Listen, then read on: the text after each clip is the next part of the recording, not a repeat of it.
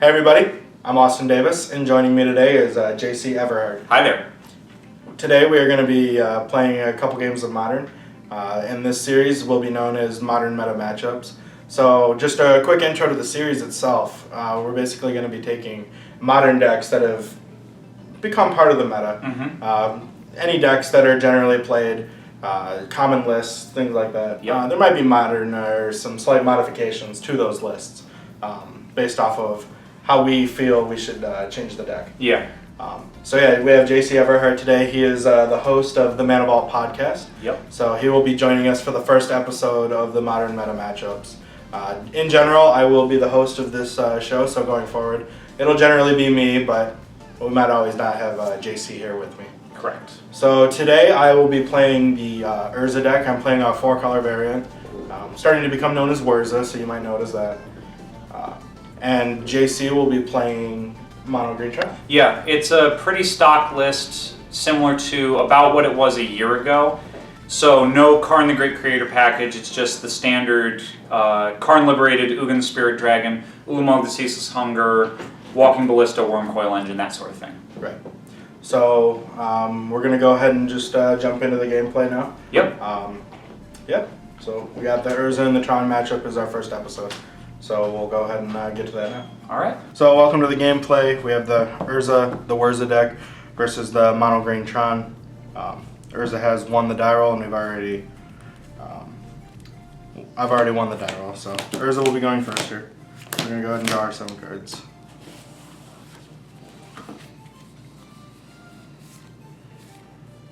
This is a little bit risky, but I'm gonna go ahead and keep it. So in my opening hand, I see that I only have a 1-lander. 1-landers are a little bit risky, but they're less risky in an Whirza deck because a lot of the time you have cantrips, you're going to be drawing cards. So I see I have the 1 land. I also see that I have a Pithing Needle, and Pithing Needles are very good against Tron, and since I do know I'm playing against Tron, I'm more likely to keep my hand with Pithing Needle. I have Word of Invention, which is a solid card. Bridge, not quite as good in this matchup. It still can have use if he has like Wormcoils and stuff. Whirza, the key card that we're looking for, so that's something that we're definitely looking for. We have an Astrolabe, which is going to help us draw into another card and help fix our mana. We also have a Bauble, which is going to draw us an extra card. So I'm deciding to keep the hand. It's a little bit risky, mainly because I do have that Pithing Needle, and I have mana fixing and 2 extra card draws. I cannot keep this one. It has 1 forest and no other lands.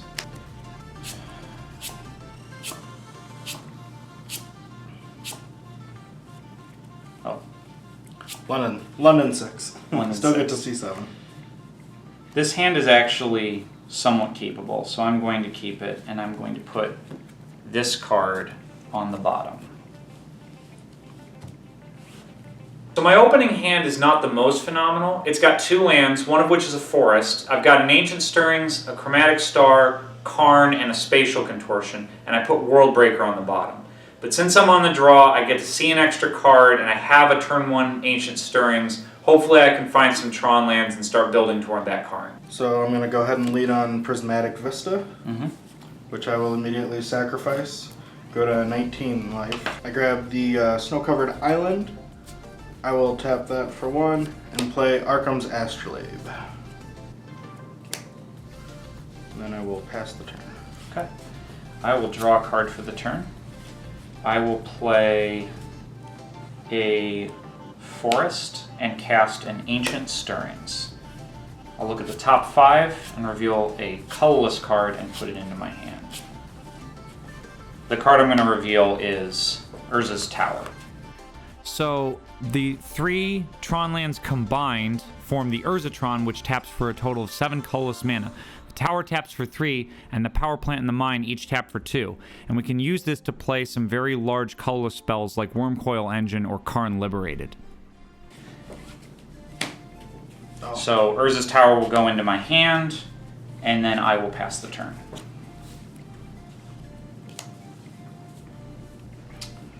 We will play Polluted Delta and a Mishra's Bauble. So right now I'm looking at my hand, I'm thinking, I don't know if I want to play Needle preemptively or not. It's a little bit risky. Seeing that he did lead on a forest, I'm a little bit less concerned about a map. But I'm also thinking about just getting it out there early. I have Whirza, so it'll add a mana. So it'll basically turn into a Mock Sapphire later in the game. So I'm not quite sure if that's what I want to do. I might want to wait till I have more information, see what's happening. So I think I'm going to end up deciding to just not do anything and just pass the turn.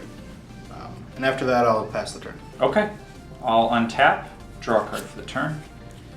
I will play the Urza's Tower, and I will play a Chromatic Star. And then I will pay 1 and sacrifice the Chromatic Star to add a green mana, and because of its triggered ability, I'll draw a card. I will then pass the turn to you. End of your turn, I'm going to bobble myself. Okay.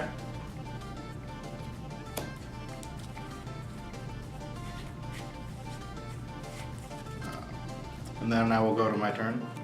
Upkeep, I draw a card from bobble, and then I draw a card per turn. I will play Snow-Covered Island. And I will play a Sword of the Meek. After that, I will pass the turn. Okay. I will untap and draw a card for the turn. I will play an Ancient Stirrings.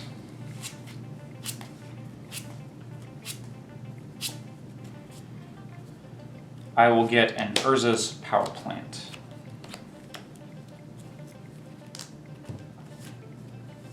Put that into my hand. I will play that Urza's Power Plant, and I will pass the turn to you. At the end of your turn, I will sacrifice Polluted Delta to grab a Steam Vents. Alright. Go to my turn. Draw.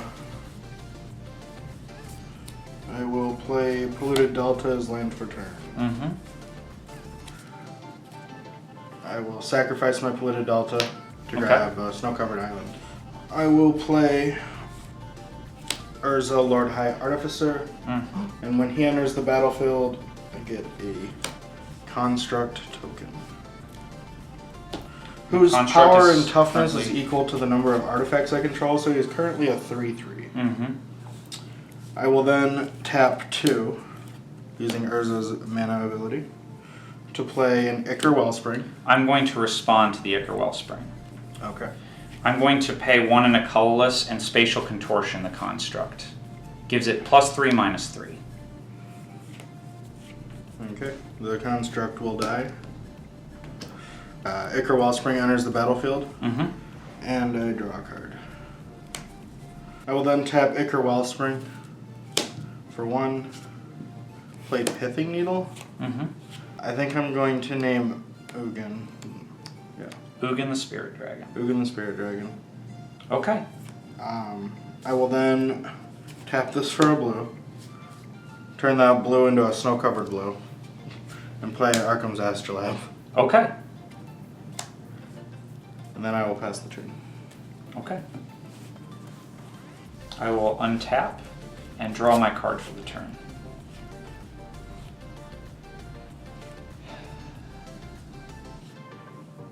I will play a Sanctum of Ugin.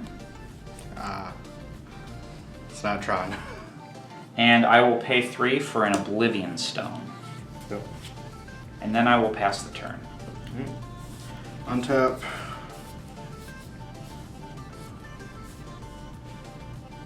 Draw.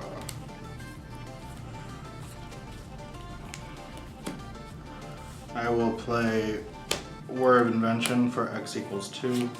Once I pay enough mana to do that. For X equals 2. Yep. I grab Thopter Foundry. So now that I have the Thopter Foundry along with the Sword of the Meek and Whirza himself, this allows me to tap the sword for 1 blue mana. I use that mana to sacrifice it to the Thopter Foundry, which creates a 1/1 blue Thopter and gains me a life. When the 1/1 blue Thopter comes into the battlefield, the Sword of the Meek is in the graveyard, which triggers the Sword of the Meek to come back to the battlefield and the Thopter becomes attached to the sword. This allows me to then tap the sword, sacrifice it, and repeat this process, which gives me infinite life and infinite Thopters. I can then tap those Thopters for infinite mana. So this is how the combo works if you have not seen it before. So now that I have 1,000,000 mana, 1,000,000 Thopters, 1,000,000 life, more than I had before, I am going to go ahead and pay 10 mana for a War of Invention for X equals 7. Which will get Spine of Ishsa. When Spine of Ishsa enters the battlefield, it can destroy target permanent. The first thing I will destroy is the Oblivion Stone. Okay. And then I will pay 1 mana to sacrifice it to the Thopter Foundry to get me another Thopter. Yep. But more importantly, when Spine of Ishsa is put into my graveyard from the battlefield, it goes back to my hand. Correct. Which I will then repeat this process 4 more times. Okay. And I will destroy each of your lands. Okay, all of my lands are destroyed. And then I will pass the turn. Well, seeing as you have 1,000,000 Thopters and I have no capability to cast any cards. You still get to draw a card. I do. Maybe that's the card. I will play a land for the turn. That was Tron. There it is. Was that Tron? Would that have been Tron? We'll check in a second. But, I'm not sure. I will pass the turn back to you. Have you? I will untap, and I will attack you with my Thopter army. I go to negative 900,000. I have 1,000,000 Thopters, sir.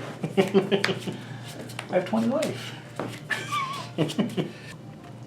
Okay, so for the sideboard, I took out a few utility cards, like a Chromatic Star, a Pyrite Spellbomb, Stoneforge Mystic that I'm trying around with the deck right now, and a copy of Mindstone.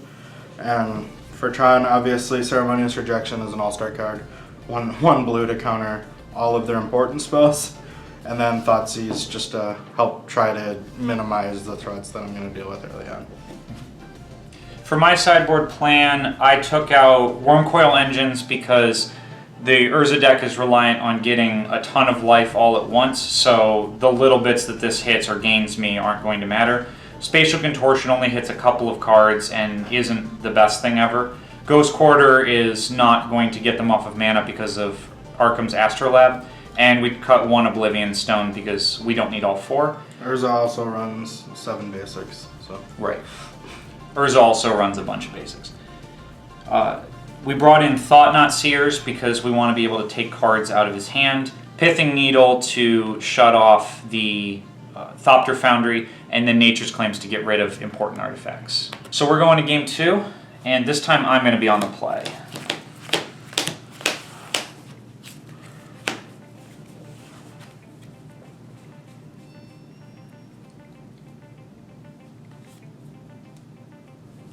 I'm going to keep this hand. And my hand is far too slow. So now we have the London 6, so I'll still draw 7 cards, and then I'll have to put 1 to the bottom if I choose to keep. So we'll see what we have here. And this hand would have been good if we had some lands, but we don't. So we're looking at 2 Engineers, a Whir, an Opal, a Thoughtseize, a Sai, and a Teferi. So we're going down to 5. So we are on the London 5 now. Still get to look at 7 cards, but now we're gonna have to put 2 to the bottom if we want to keep it. I think we are gonna keep. So we're gonna go ahead and throw these 2 cards to the bottom.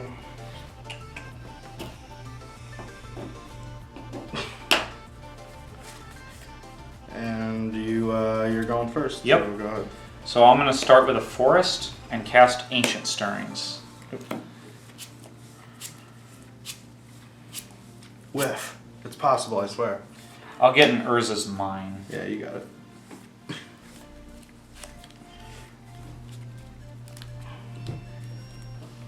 So the Urza's Mine will go into my hand, and then it's your turn. Draw. We will play a Snow-Covered Mountain and an Astrolabe.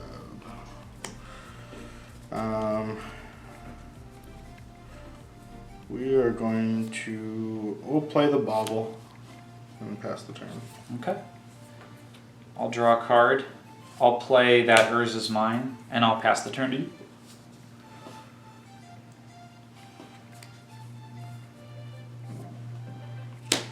play a Hallowed Fountain untapped and take 2 damage. And then we will go ahead and play Mind Stone. And we have nothing else to do, so we'll pass the turn. Okay, I will draw a card. I will play in Urza's Tower, and I'll pass the turn back to you. End your turn, I'll bobble you. Okay. So I get to take a peek. Okay. And then on my upkeep, I draw a card. And then I draw a card for turn.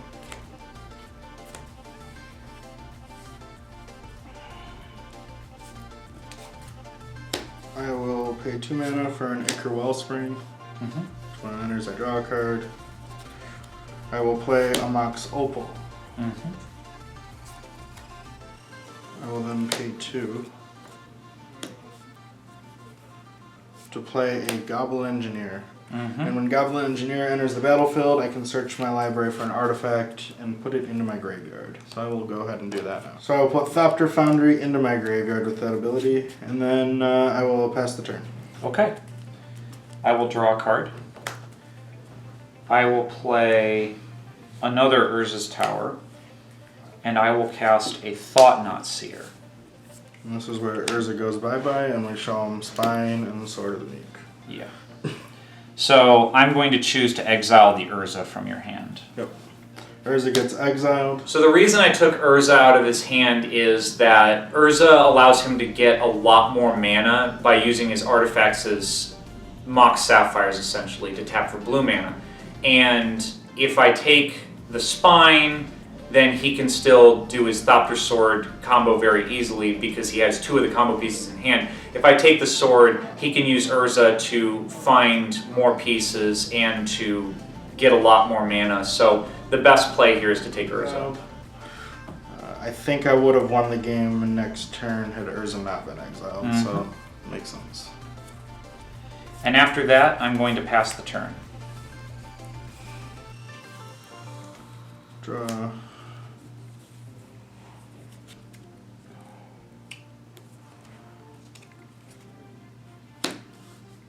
So the first thing I'm going to do is activate Goblin Engineer. I will sacrifice Ichor Wellspring to get Thopter Foundry back from my graveyard. And when Ichor Wellspring is put into the graveyard from the battlefield, I get to draw a card.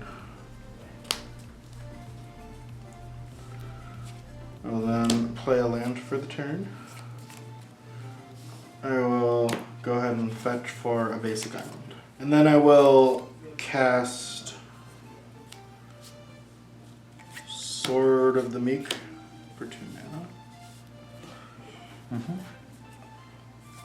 And I will pass the turn.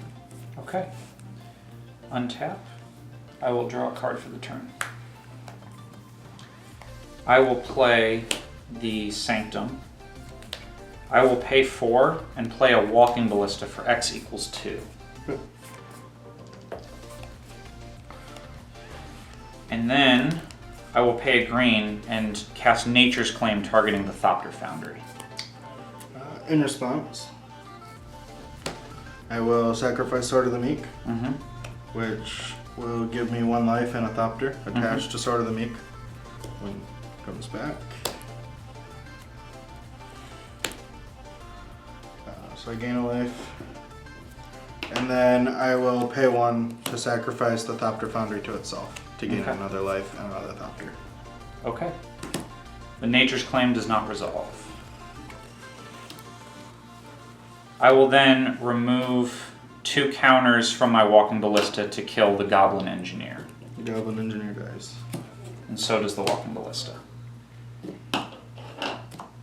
Then I'll go to combat and I will attack you with the Thought-Knot Seer. I will take 4 and go to 15. Okay. I will pass the turn.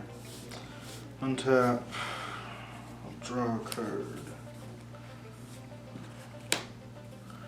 We will pay 2 for an Ichor Wellspring. Draw a card.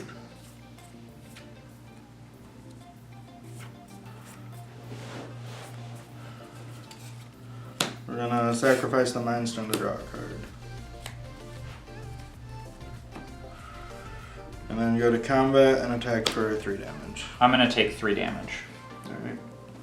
Put you to 17. Yep. And I will pass the turn. Okay. I will untap. I will draw a card.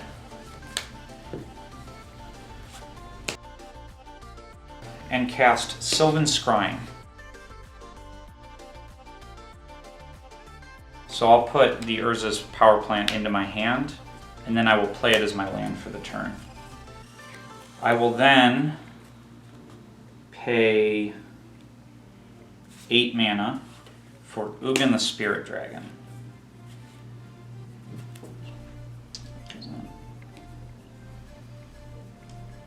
And I will -0 Ugin to exile each permanent with converted mana cost 0 or less that's 1 or more colors. And since my Thopters are blue, they will be exiled. Yep.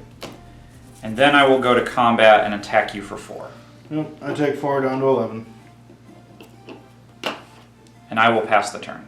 Alright.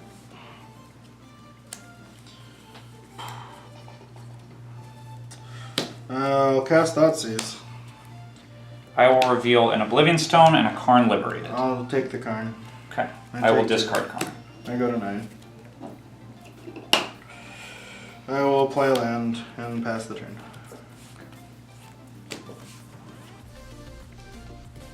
I'll untap. I will draw a card. I will pay 1 to cast a Chromatic Star. And I will pay 1 to sacrifice it and add a green, and I will draw a card. I will add 6 more and play Karn Liberated. Take 1 Karn, still get a Karn. I will -3 and I will exile your Sword of the Meek. And I will +2 Ugin to deal 3 damage to you. Yep, I go to 6. And then I will go to combat and I will attack you for 4. I go to 2. I'll go to 1. And then I will pass. Sacrifice and put a Delta. Alright, I'll untap. We are going to hope to draw some sort of miracle. And I don't have enough mana to do everything that I would need to do here. Because technically if I had 1 more mana right now, I wouldn't be dead. Because I have a Mox Opal in hand, so I have 7 mana, and I have Spine, so I could blow. I guess I do have a chance. So what I'm going to do is tap this for 6, play a Mox Opal. I'm going to sacrifice this one, tap this for my 7th mana, play Spine to target the Thought-Knot Seer. Okay. When Thought-Knot Seer dies, I get to draw a card. Yep. So if this is a basic land, I am going to end up just dead. But it's going to be a lot closer.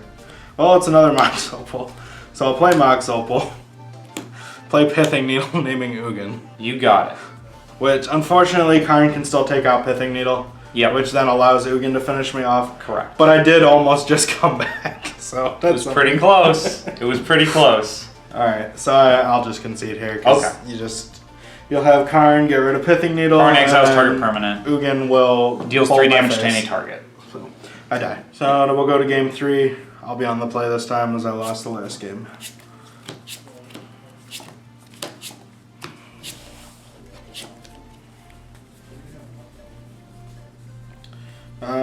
I will keep. So in game 3, I look at my opening hand. We have 3 lands, so it's a good amount. We see that we have a Ceremonious Rejection, which is one of our sideboard cards. It's always tempting to keep hands with sideboard cards because you brought them in for a reason.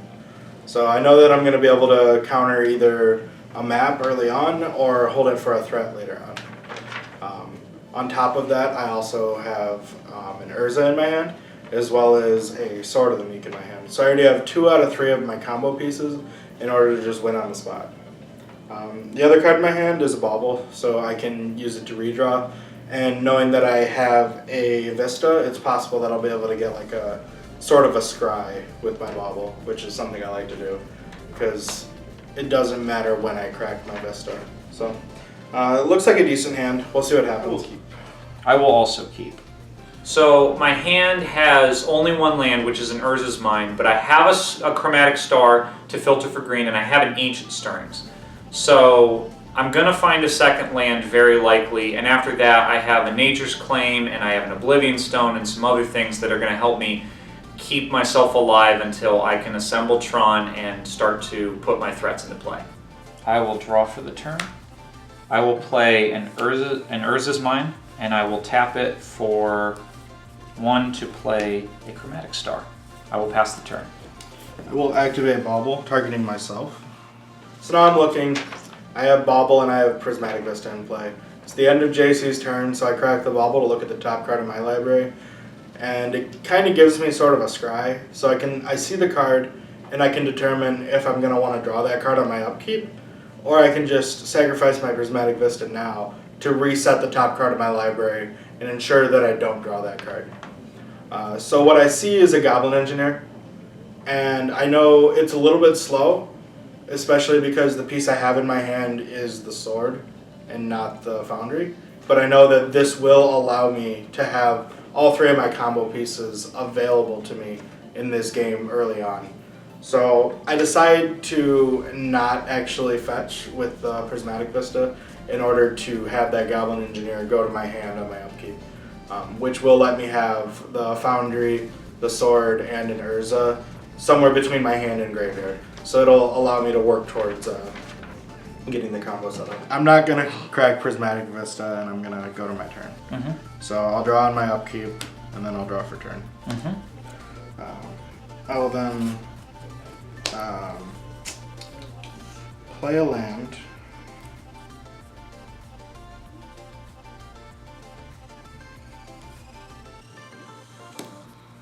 Yep.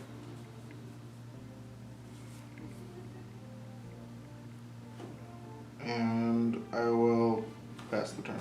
Okay. I will untap. I will draw a card. I will pay 1 and sacrifice Chromatic Star to get a green mana and to draw a card. I will use that green mana to cast Ancient Stirrings.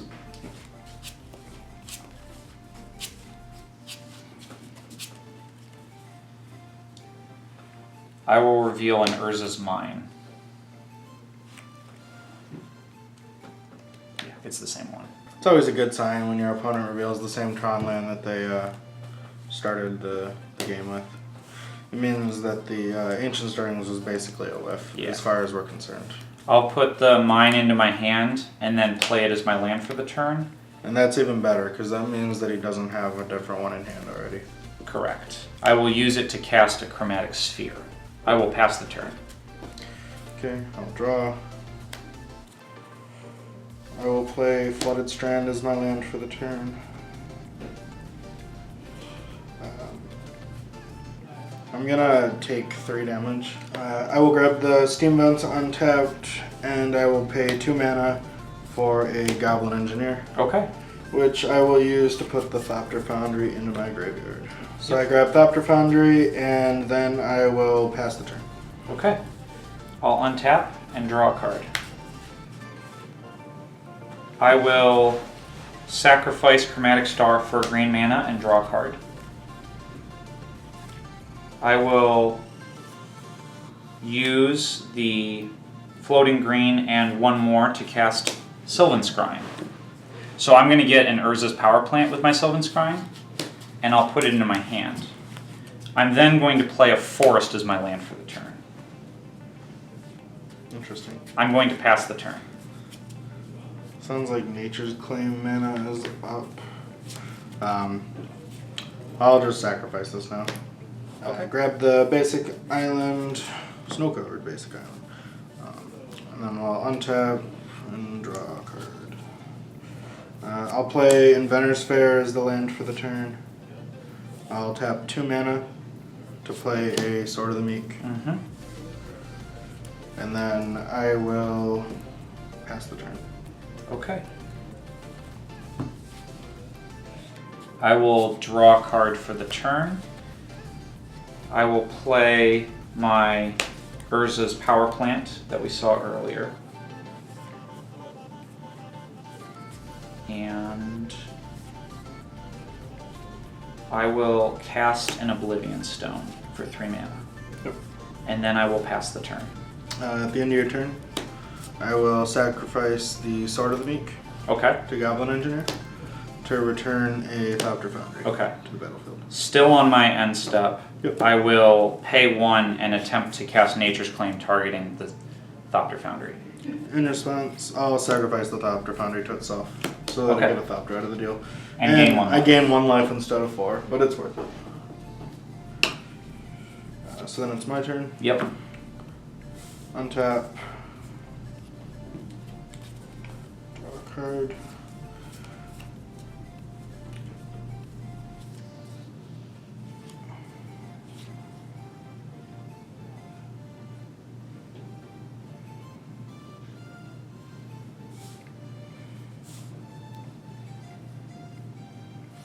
I will play Urza, Yep. Lord High Artificer, which brings into play a construct. Yep. We're going to do nothing, I think. Yeah, we're just gonna pass the turn. Okay. I will untap and draw a card. I will play an Urza's Tower. Yep. So I now have Tron. I will pay 10 mana No, that's to not cast what I want to see. Ulamog the Ceaseless Hunger. So when I cast Ulamog, I get to exile 2 target permanents. I will target Urza High Lord Artificer and Steam Vents. Okay, in response, I'm gonna tap for 1 blue and Ceremonious Reject on the Ulamog. Okay. I still lose the Urza and the Steam Bounce. But Ulamog has been countered. I will pass the turn. Alright, untap, draw. I'm going to play a Steam Vents untapped, go down to 16 life. A Water Grave untapped. Oh, it is a water grave. The Steam Vents is an exile. I will then play an Astrolabe and draw a card.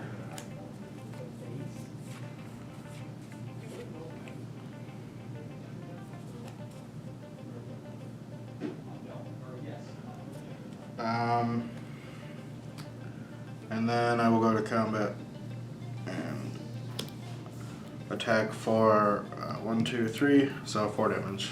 I will take 4 damage. How many cards do you have in your hand? I have 4 cards in my hand. That's not good. I will pass the turn. Okay. I will untap. I will draw a card. I will pay 5 mana and activate Oblivion Stone, sacrificing it to destroy all non-land permanents with no fate counters on them.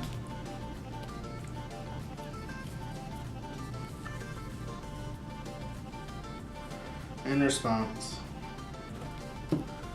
I will add a red. I will sacrifice the Astrolabe to return the bauble to the Okay. battlefield. And then I will sacrifice the bauble, take a peek at your deck. Okay. Alright. And then that will resolve. Okay.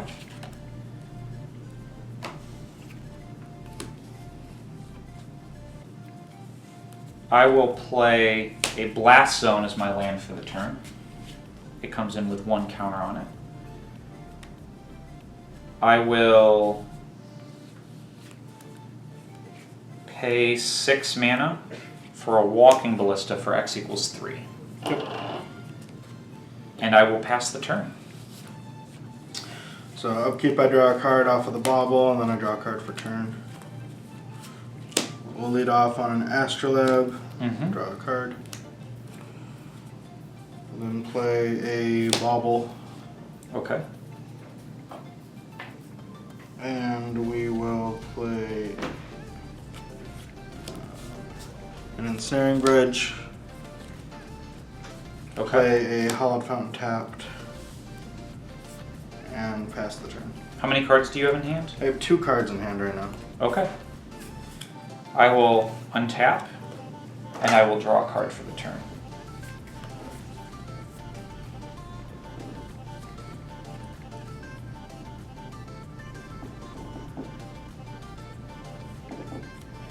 I will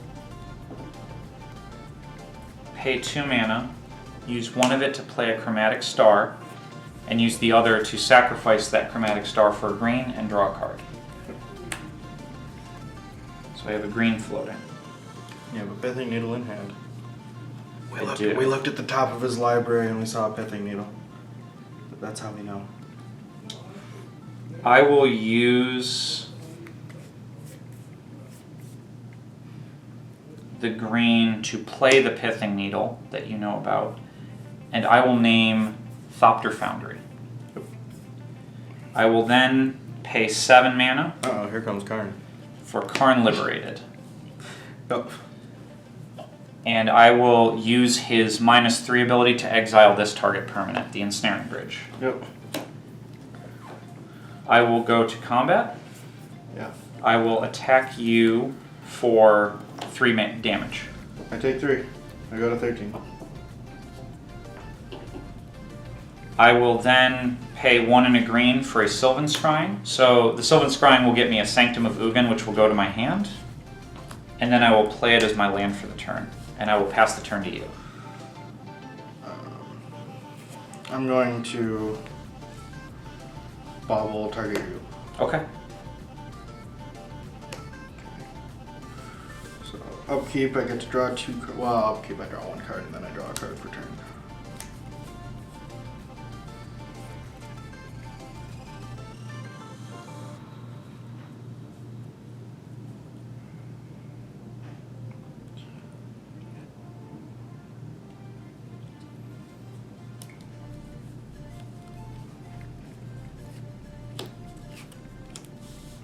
I'm going to play an Ichor Wellspring to draw a Okay. card. And then I will cast War of Invention for X equals 1 Okay. to grab a Pithing Needle of my own. Okay. So when Pithing Needle comes into play, I will name Karn Liberated. Okay. And then I will pass the turn. Alrighty. So I'll untap, and I will draw a card. There's an Urza's Tower. There's 15 mana. It's an Urza's mine. Oh, it's an Urza's Mine. So I knew he was drawing a Tron land, but that still wasn't going to give enough mana to Walking Ballista me to death, because he has the ability to pump it up to a 6-powered Walking Ballista, so he could hit me for 6, remove all the counters, and do another 6. But since I'm at 13 life, I wouldn't actually die this turn to that. So that's why I went with Karn. Yeah. I think what I'm going to do is pay 3 mana and activate my Blast Zone to destroy all non-land permanents with converted mana cost 1. Yep. That destroys your own Pithing Needle as well. It does. Goodbye, Pithing Needle. Then I will pay 8 mana to put 2 more counters on Walking Ballista. Yep. And I will attack you for 5 with Walking Ballista. I go to 8. Then I will +4 Karn and target you to make you exile a card from your hand. I will exile an Urza. Okay. I might have another Urza in hand. I will pay 1 for a Chromatic Star. Yep. And I will sack that Chromatic Star for a green and draw a card. I will pass the turn. I need to draw the Thopter Foundry this turn, I believe. Well, I drew a Thopter Foundry. This is currently my hand. I don't know if I can cast it. Okay. We're gonna find out. I think I can. I think I might have Okay. enough. So I get to play Urza. Yep. Urza comes in, makes a construct. I then pay 2 mana, or I pay this and this for a Thopter Foundry. I then pay this and this for a Sword of the Meek. And I get to make infinite Thopters gain infinite life. Yep. So Now that we have our million Thopters, one of which is attached to Sword of the Meek, the other 999 of them are out in the wild by themselves. Yep. So we have, we're going to tap all of our Thopters to make the million mana. And we are going to activate Whirza. We're basically just looking for the spine again to just shut him down, make it so that he's not going to be able to play the rest of the game. Yep. So we had a Teferi, Whirza, and we hit the spine there. So I will go ahead and cast the spine. I will target the Karn. Okay. I will then sacrifice the spine. And I will destroy this land, this land, this land, this land, this land, this land, this land, and then ultimately I'll target the Walking Ballista. Okay, all this stuff goes away. And I will once again die to a million Thopters. Alright. Good game. Good game.